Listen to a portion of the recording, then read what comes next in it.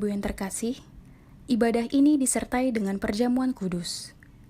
Kami menghimbau Bapak Ibu untuk menyiapkan roti dan anggur atau biskuit dan teh untuk perjamuan yang akan dipimpin oleh Bapak Pendeta Dr. Insinyur Niko Nyoto Raharjo.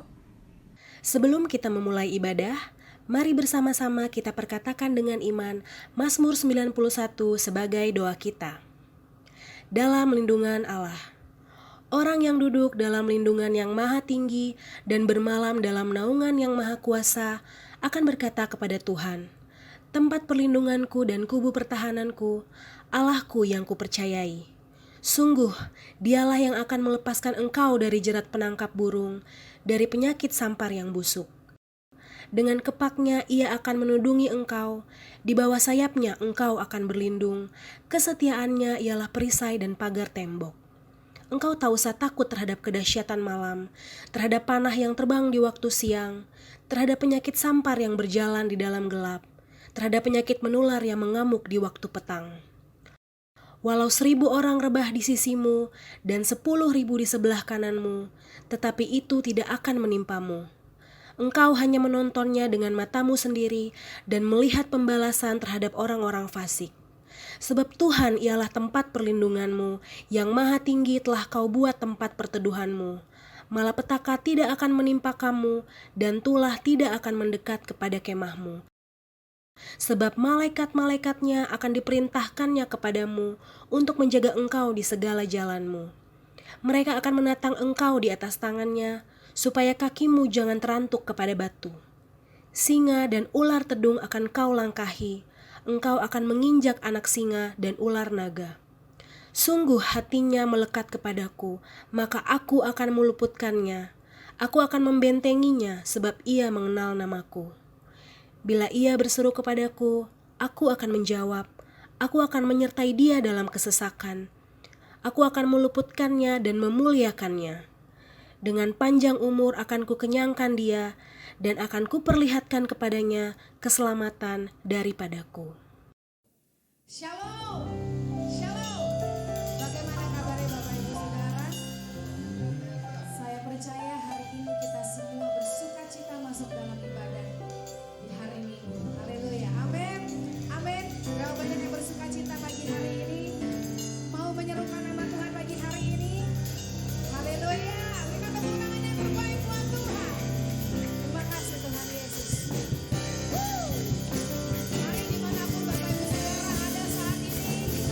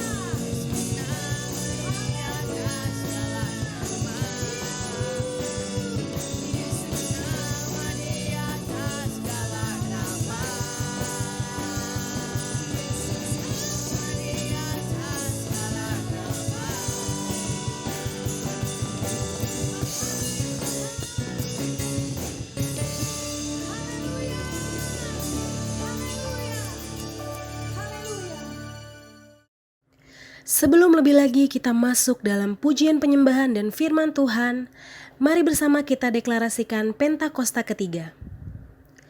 Pentakosta ketiga adalah pencurahan Roh Kudus yang dahsyat di zaman now, melebihi yang terjadi di Azusa Street. Pentakosta ketiga akan mengakibatkan penuaian jiwa yang terbesar dan terakhir sebelum Tuhan Yesus datang kembali. Pentakosta ketiga akan membangkitkan generasi Yeremia, yaitu anak-anak muda yang dipenuhi Roh Kudus, cinta mati-matian kepada Tuhan Yesus, tidak kompromi terhadap dosa, dan akan bergerak untuk memenangkan jiwa. Pentakosta ketiga lahir di Indonesia yang bergerak ke bangsa-bangsa. Gerakan ini dari timur ke barat dan akan kembali ke Yerusalem. Pentakosta ketiga akan memberikan kuasa untuk menyelesaikan amanat agung dan setelah itu Tuhan Yesus datang kembali. Terima kasih Tuhan Yesus. Kami buka hati kami lebih hadir di hadapan-Mu. Bekerjalah Engkau atas setiap kami Tuhan. Engkau baik Tuhan. Biar Roh-Mu yang merawat setiap kami Tuhan Yesus. Kami sanjung Engkau Tuhan.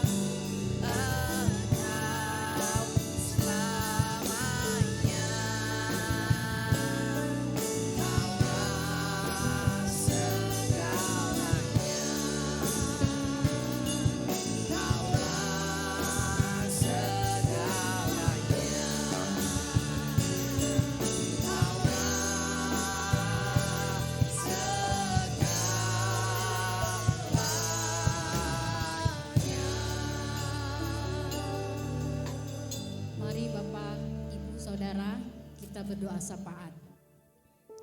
Ya ralaba ya ralaba laba laba laba laba laba laba laba laba laba laba. Ya ralaba ya laba laba laba laba laba laba laba. Oh, kami sungguh mengucap syukur ya Tuhan pada hari ini Bapa. Kami percaya Tuhan Kau ada di tengah-tengah bangsa kami.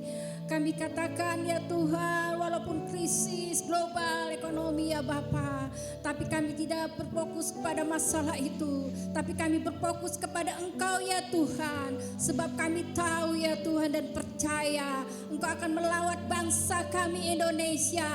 Ada damai sejahtera sukacita atas bangsa kami ya Tuhan. Kami percaya Engkau melawat bangsa kami Indonesia. Dari desa-desa, pulau-pulau ada nyanyi-nyanyian yang baru. Kami percaya Tuhan Kau selamatkan bangsa kami Indonesia. Terima kasih Tuhan Yesus, terima kasih Bapa. Kami percaya Tuhan, di dalam wabah virus corona ini Tuhan, ada maksud Engkau ya Bapa. Engkau akan sembuhkan mereka yang sakit ya Tuhan. Kami akan melihat kesembuhan terjadi. Kami melihat terang Tuhan bercahaya atas bangsa kami Indonesia. Terima kasih Tuhan Yesus, terima kasih. Bapa, Kau berkati presiden kami, Kau berkati wakilnya juga Tuhan.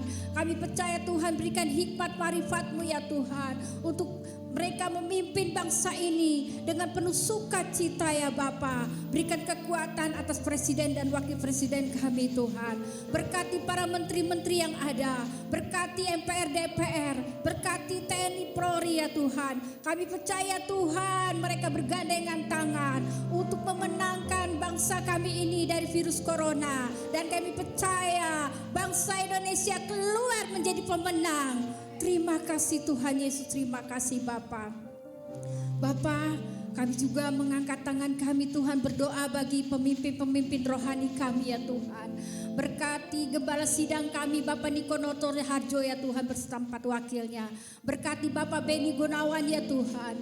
Berkati juga Tuhan Bapak Horatius Romoli sebagai gembala di tempat ini Bapak.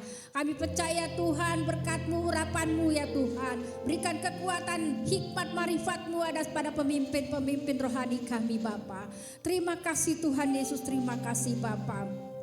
Sebentar ya Tuhan kami akan mendengarkan firman-Mu ya Tuhan. Melalui hamba-Mu Bapak Pendeta Oki ya Tuhan. Kau urapi ya Tuhan perkataannya Bapak. Biarlah setiap firman yang keluar dari mulutnya akan menjadi kekuatan bagi setiap kami. Firman-Mu tidak akan pernah kembali sia-sia. Dan kami akan memperoleh kekuatan yang daripada Engkau Tuhan. Yang sakit Tuhan sembuhkan. Beban berat Tuhan angkat setiap beban kami. Terima kasih ya Tuhan, terima kasih Bapa. Sungguh kami berserah pada ibadah hari ini ya Tuhan. Hanya di dalam nama Tuhan Yesus kami berdoa. Haleluya. Amin.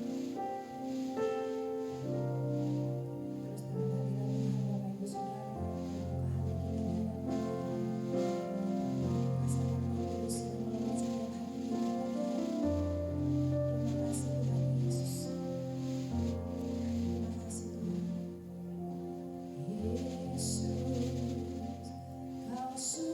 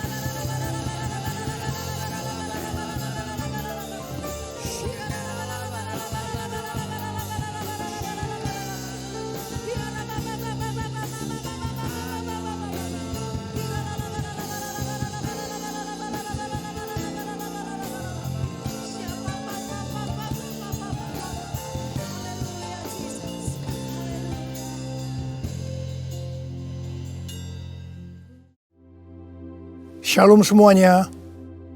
1 Korintus 3 ayat 16 berkata, "Tidak tahukah kamu bahwa kamu adalah bait Allah dan bahwa roh Allah diam di dalam kamu?" Pada saat kita bertobat dan percaya kepada Tuhan Yesus, maka Roh Kudus, Roh Allah masuk ke dalam hati kita. Kita adalah bait Allah. Mari kita katakan bersama-sama bahwa saya adalah bait Allah. 1, 2, 3. Saya adalah bait Allah.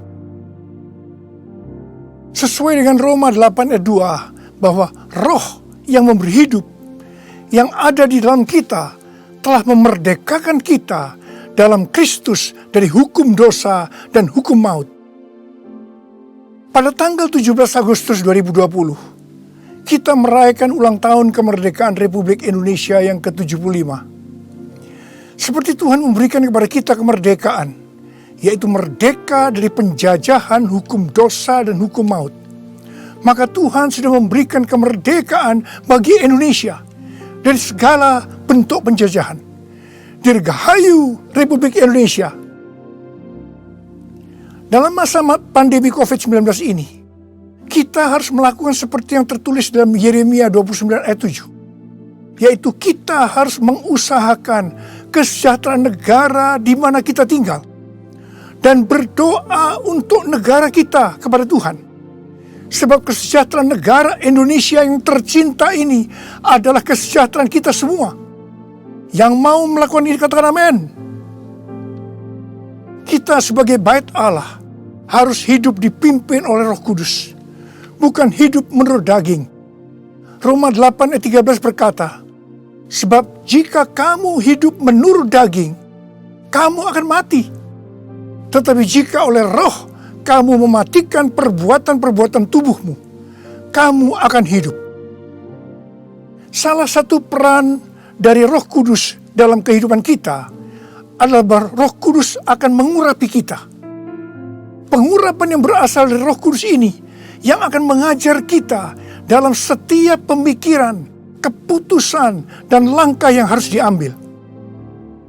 Selain itu, peranan Roh Kudus juga memberikan kepada kita kuasa untuk menjadi saksi Yesus dalam menyelesaikan amanat agung. Di dalam era Pentakosta ketiga ini, untuk menyelesaikan amanat agung, Tuhan menyediakan pengurapan dan kuasa double portion kepada kita.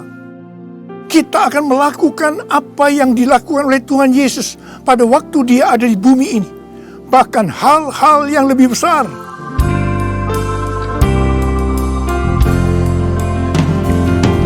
Anointing fall on me. Anointing fall on me. Let the power of the Holy Spirit fall on me. Anointing fall on me.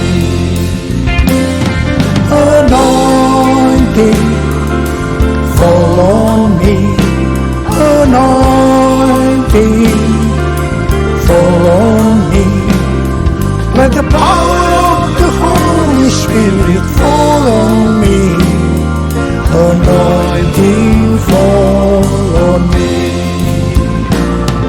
Anointing fall on me.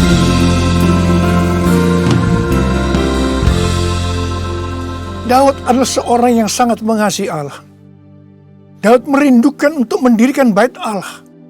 Tetapi Tuhan tidak mengizinkan karena Daud seorang prajurit yang banyak menumpahkan darah. Tuhan mengatakan bahwa yang akan mendirikan bait Allah adalah Salomo anaknya. Meskipun demikian, Daudlah yang mempersiapkan segala sesuatunya untuk membangun bait Allah itu. Termasuk menyediakan emas, perak, tembaga, besi, kayu, batu permata. Daud juga yang membuat blueprint. Daud berkata bahwa Tuhanlah yang memberikan ilham kepadanya untuk memberikan petunjuk tentang segala pelaksanaan rencana itu. Secara pribadi, Daud juga mempersembahkan emas dan perak untuk pembangunan itu. Pada waktu Daud menantang bangsa Israel untuk memberikan sumbangan untuk pembangunan bait Allah. Dikatakan bangsa itu bersuka cita karena mereka memberi dengan rela dan tulus ikhlas. Demikian juga dengan Raja Daud, dia sangat bersuka cita untuk membangun bait Allah yang adalah tubuh kita ini. Syarat yang utama adalah mengasihi Tuhan. Karena kita mengasihi Tuhan, maka kita akan mempersiapkan segala sesuatunya untuk membangun tubuh kita sebagai bait Allah, yaitu membangun kerohanian kita.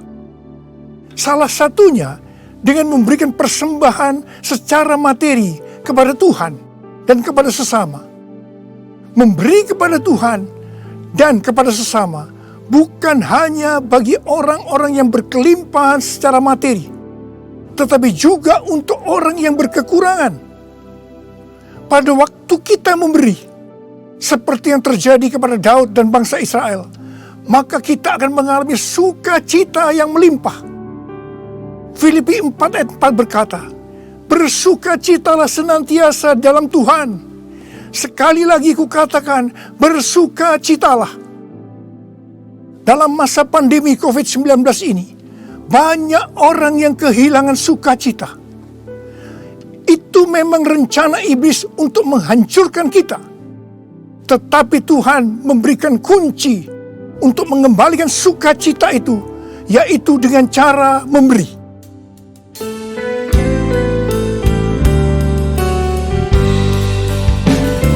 Jadikan aku bait suci-Mu yang kudus dan yang tiada bercela.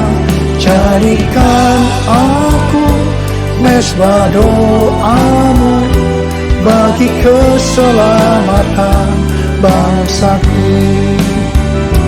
bagi keselamatan bangsaku.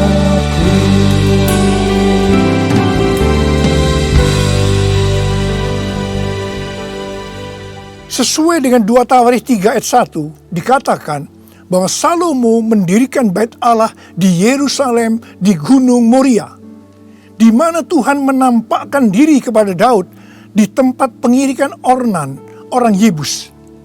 Jadi Daud yang menetapkan tempat dari bait Allah Salomo itu.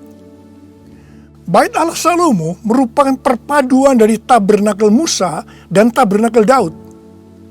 Tabernakel Musa berbicara tentang hukum Allah, sedangkan tabernakel Daud berbicara tentang doa, pujian, dan penyembahan. Sebagai bait Allah, maka kita harus hidup taat kepada firman Allah dan hidup dalam doa, pujian, dan penyembahan. Saya ingat kepada almarhum Bapak Octavianus sebagai pendiri dari YPPII Batu Malang. Setiap kali saya berkhotbah di kebaktian tahunan dari YPPI di Batu Malang, beliau selalu berkata seperti ini. Di dalam ibadah itu ada 2 unsur. Unsur yang pertama, doa, pujian, dan penyembahan. Unsur yang kedua, pemberitaan firman Tuhan. Itu saja, seperti di gerejanya Pak Niko.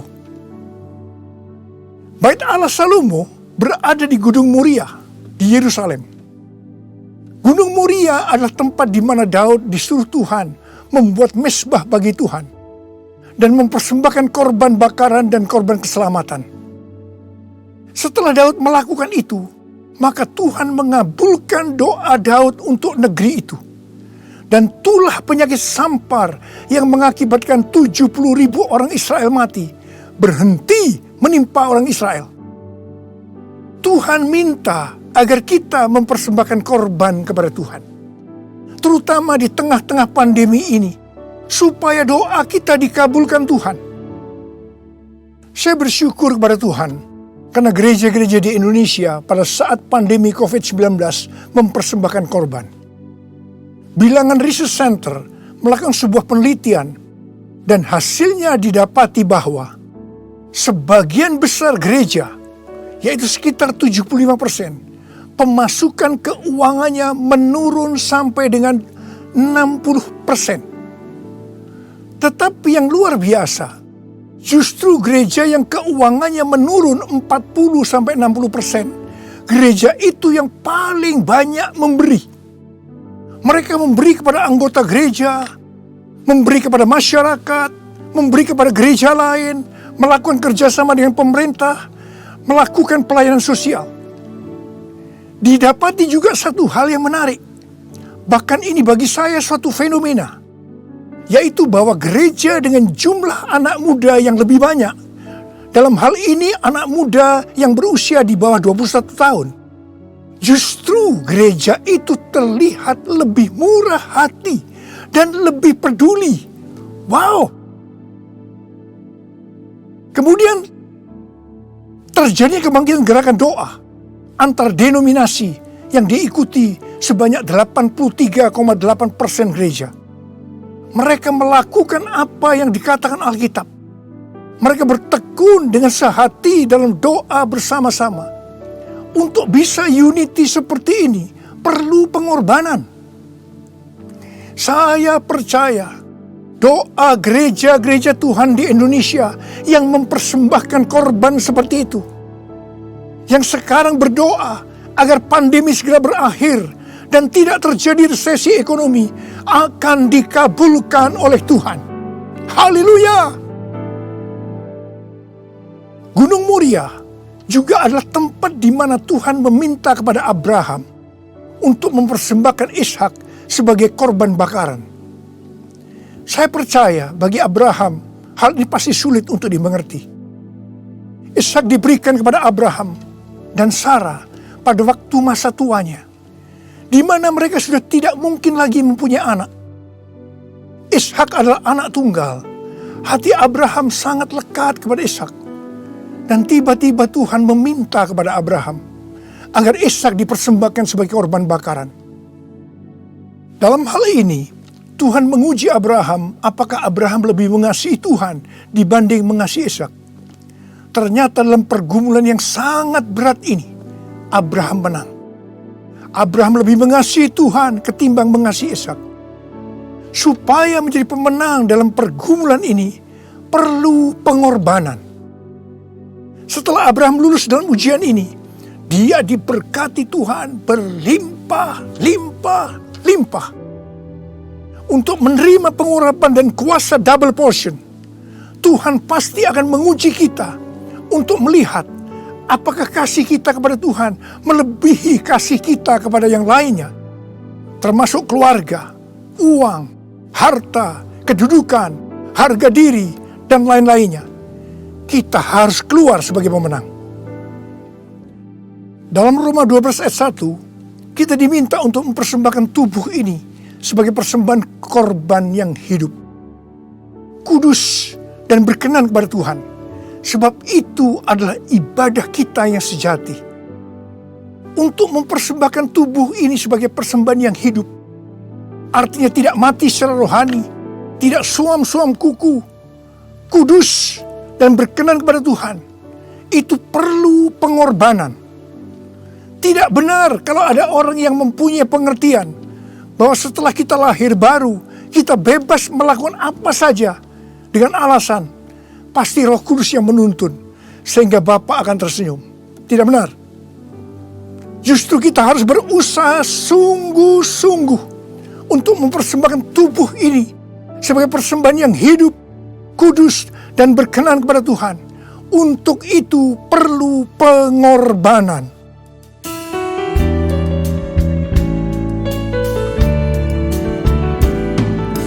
Bapa, ku persembahkan tubuhku sebagai persembahan yang hidup, kudus, dan yang berkenan padamu, sebagai ibadah yang sejati. Ku sembahkan Tuhan, ku sembahkan Tuhan, ku serahkan hidupku kepadamu untuk kemuliaan nama-Mu, untuk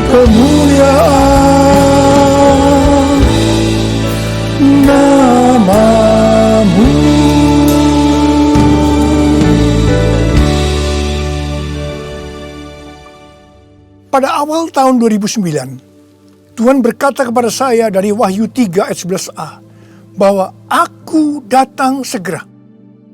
Saya sudah sering mendengar kata-kata ini, tetapi pada saat itu ada sesuatu yang lain.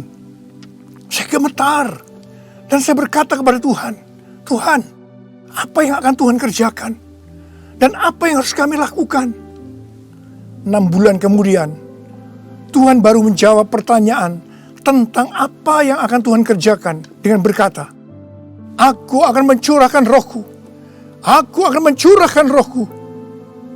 Pada saat Roh Kudus dicurahkan, akan terjadi seperti yang terdapat dalam Yoel 2 ayat 28 sampai dengan 32. Ada 3 tanda yang akan terjadi. Tanda yang pertama, anak-anak, pemuda, dan orang tua akan dipakai Tuhan secara luar biasa. Katakan amin. Tanda yang kedua, mujizat akan terjadi luar biasa. Tetapi tanda yang ketiga, goncangan juga akan terjadi luar biasa. Dengan adanya 3 tanda ini, maka Yoel 2 ayat 32 akan terjadi. Yaitu bahwa akan banyak orang yang berseru kepada nama Tuhan. Dan mereka yang berseru kepada nama Tuhan, mereka akan diselamatkan. Artinya akan terjadi penuaian jiwa besar-besaran. Pada tahun 2013, Tuhan berkata tentang pencurahan Roh Kudus ini sebagai Pentakosta yang ketiga.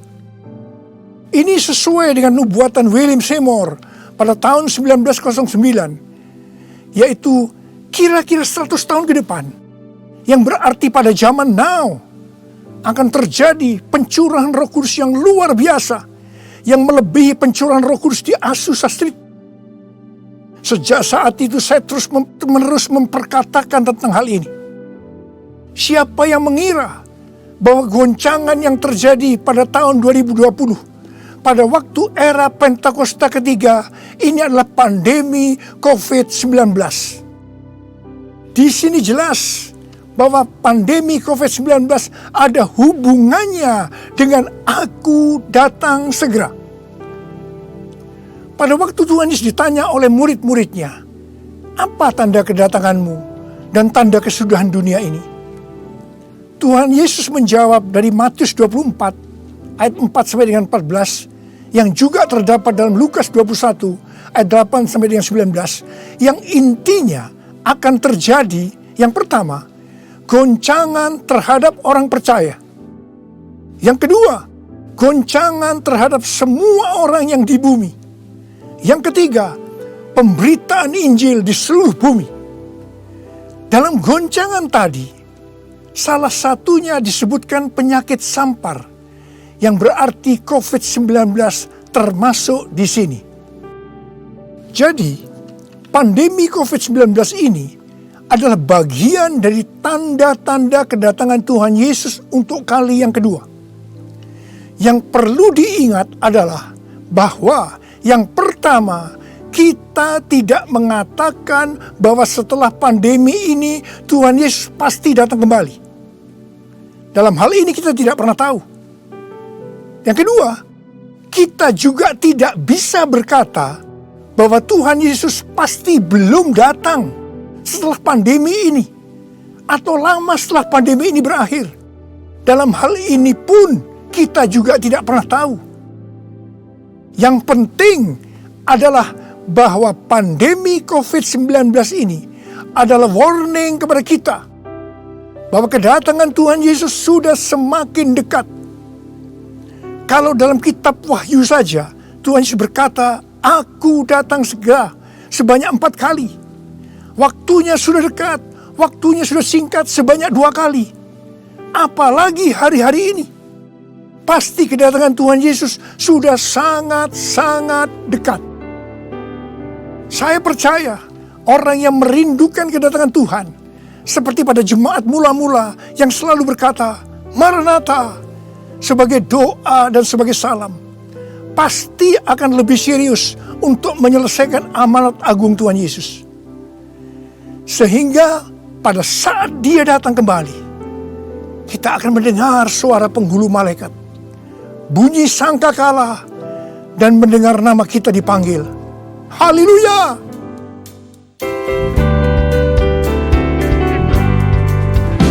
Kalau bunyi sangkakala, kalau bunyi sangkakala, kalau bunyi sangkakala, kalau namaku dipanggil ku ada, kalau namaku dipanggil ku ada.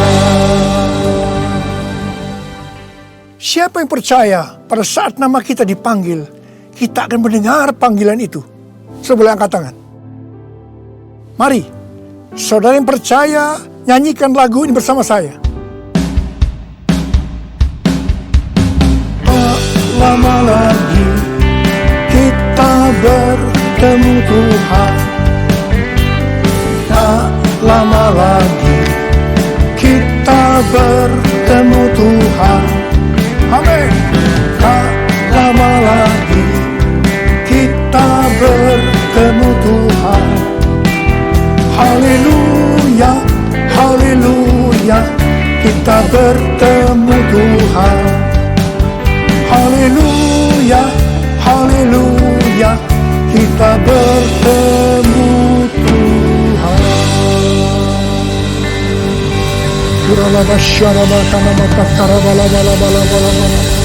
Angkat tangan saudara. Berbahasa roh, berbahasa roh, berbahasa roh saat itu. Oh dia bakana mayara laba. Oh Jesus, Jesus. Tidak lama lagi kami akan bertemu dengan Kau Tuhan. Kau akan segera datang kali yang kedua. Biarlah kami boleh mempersiapkan diri Tuhan. Kami berdoa buat anak-anak-Mu semua Tuhan. Pakai kami hari-hari ini untuk menyelesaikan amanat agung Tuhan Yesus. Turunkan pengurapan buat mereka. Terima. Kami berdoa dengan mereka Tuhan. Untuk menyembuhkan mereka yang sakit, yang mengalami kesusahan. Terima kesembuhan. Terima. Ora labakana mayara laba. Oh rababa. Oh Yesus. Oh Yesus.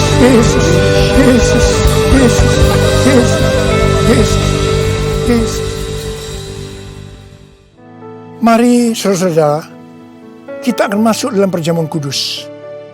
Kita akan mengingat ayat ini. Sebab setiap kali kamu makan roti ini dan minum cawan ini, kamu memberitakan kematian Tuhan sampai Ia datang. Perjamuan kudus adalah perjamuan Tuhan Yesus sendiri. Setiap kali kita masuk dalam perjamuan kudus, Tuhan Yesus selalu berkata begini, biarlah ini menjadi peringatan akan daku. Karena itu, mari arahkan hati saudara kepada kebaikan Tuhan. Kita akan mengingat kebaikan Tuhan. Mari tundukkan kepala. Tuhan, siapakah kami ini sebelum kami mengenal Engkau? Kami ini semua orang berdosa. Upah dosa adalah maut, mati. Tapi Engkau yang tidak berdosa telah dijadikan dosa oleh karena kami semua. Engkau harus turun dari sorga mulia, mati ganti kami dengan penderitaan yang luar biasa. Sungguh kalau kami pikirkan Tuhan, betapa baiknya Engkau itu. Engkau jadikan kami sebagai anak-anak-Mu. Engkau tuntun, Engkau bela, Engkau berkati, Engkau lindungi kami. Engkau juga tegur kalau kami salah.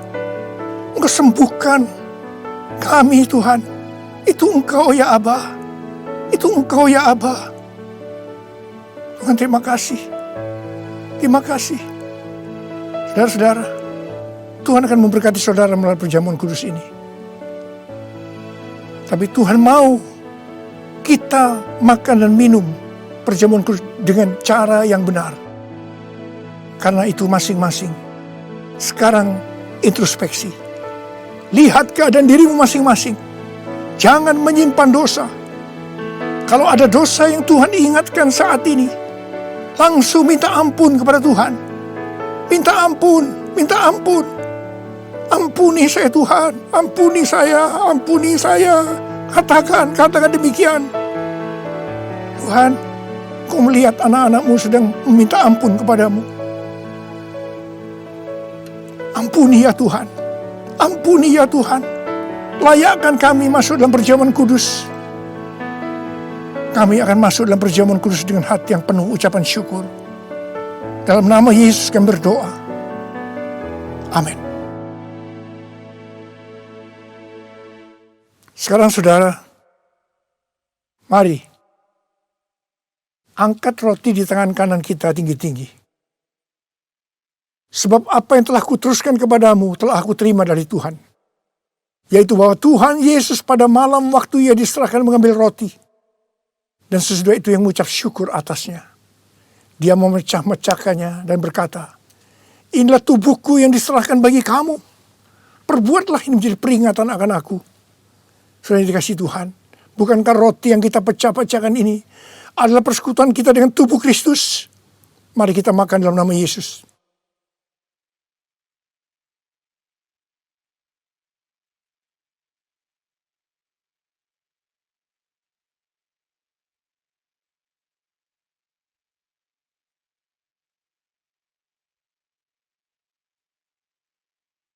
Sekarang angkat cawan di tangan kanan saudara tinggi-tinggi. Demikian juga ia mengambil cawan sesudah makan lalu berkata, cawan ini adalah perjanjian baru yang dimeteraikan oleh darahku. Perbuatlah ini setiap kali kamu meminumnya menjadi peringatan akan aku. Saudara dikasih Tuhan, bukankah cawan pengucapan syukur yang atasnya kita ucapkan syukur adalah persekutuan kita dengan darah Yesus? Mari kita minum dalam nama Yesus.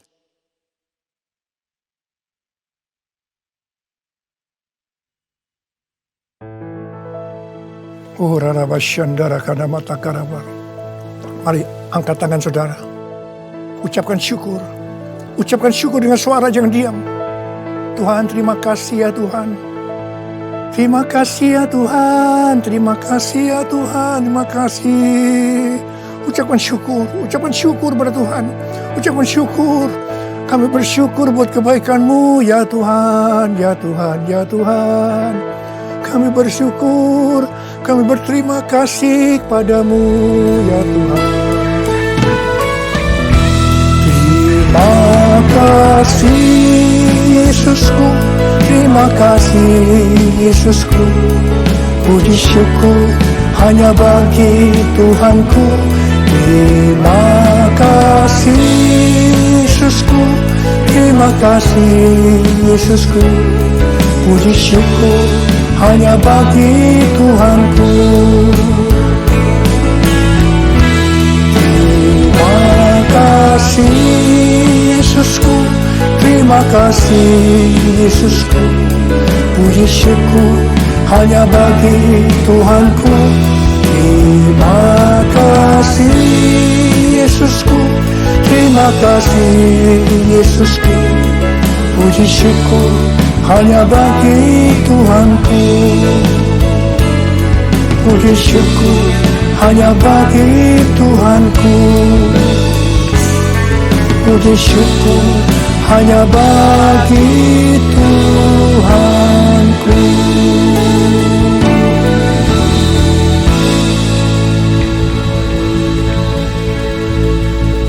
Terimalah berkat Tuhan. Kasih karunia yang berlimpah-limpah daripada Allah Bapa dalam anak yang tunggal Yesus Kristus. Persekutuan yang manis dengan Roh Kudus menyertai saudara sekalian mulai hari ini sampai Yesus datang menjemput kita di awan-awan dan bahkan sampai selama-lamanya. Yang percaya bersama-sama katakan amin. Saudara yang dikasihi Tuhan, terima kasih sudah bergabung untuk mengikuti ibadah raya online GBI Raden Saleh. Kami informasikan kepada saudara yang rindu untuk menabur berupa taburan persembahan umum atau persepuluhan dapat dilakukan melalui transfer ke rekening BCA dengan nomor rekening yang tertera di layar atas nama GBI Raden Saleh R1G. Untuk taburan berupa persembahan diakonia juga dapat dilakukan melalui transfer ke rekening BCA dengan nomor rekening yang tertera di layar atas nama GBI Raden Saleh R1G. Kami juga informasikan untuk saudara sekalian yang memiliki anak usia sekolah minggu untuk dapat mengikuti sekolah minggu online yang dimulai pada pukul 9 pagi di channel YouTube GBI Raden Saleh. Untuk saudara yang membutuhkan pelayanan jemaat atau informasi lainnya, silakan menghubungi Sekretariat GBI Raden Saleh melalui nomor telepon yang tertera di layar. Demikian informasi yang kami berikan. Terima kasih. Selamat hari Minggu. Tuhan Yesus memberkati.